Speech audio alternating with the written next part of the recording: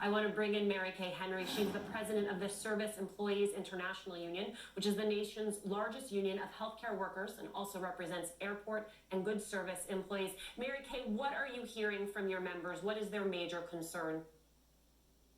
A lot of what we just heard from that Illinois nurse who was crying, from Rick, who is shocked at the lack of equipment, to Esther, who talked about rationing.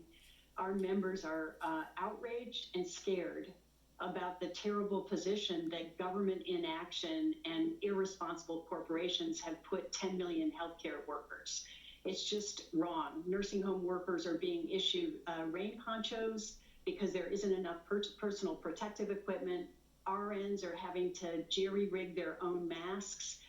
Respiratory therapists are having to wear personal protective gowns from one patient to another in violation of their own practice standards. It's just unconscionable that President Trump and the federal government have put healthcare workers, fast food workers, airport workers, grocery workers, restaurant workers, everybody who's on the front lines of this pandemic that is trying to care and serve for America, doesn't have the tools they need to get the job done or to protect themselves and their families.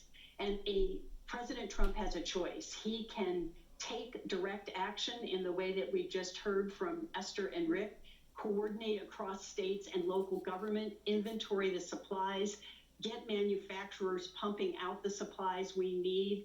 We are America. We can get the job done. And working people are getting up every day and going to work and doing the very best they can in the worst situation that they faced in their lifetime. And now we need our government to take the action that is as bold as a decision by a nursing home worker, a home care worker, a registered nurse, and hospital worker to show up and go to work every day. When it comes to these workers, what's your take on the relief packages that already have passed through Congress and the one that is likely on the way? What more do you want to see done? It was a good step forward, but too many workers were excluded from that relief package.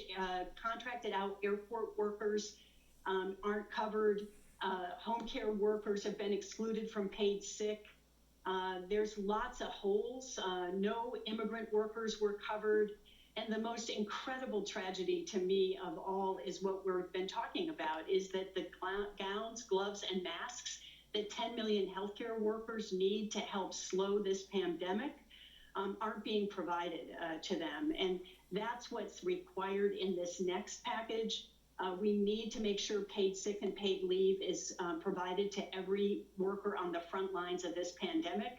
We need to make sure there's replacement income and wages guaranteed so people don't have the economic insecurity on top of the health insecurity that everyone's feeling. And we got to make sure that working families are at the center of the package. Corporations like McDonald's refuse to pay sick time. We had a walkout this morning in Los Angeles because one of the fast food workers got infected with COVID-19, and McDonald's refuses to pay healthcare, testing, paid sick, and that's got to change.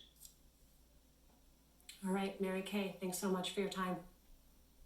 Thank you.